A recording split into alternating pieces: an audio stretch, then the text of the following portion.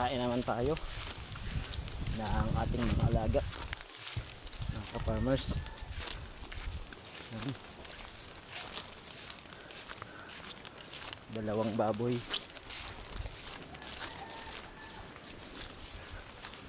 Dito na. Naghihintay na ang dalawa. Ano, gutom na? Gutom na?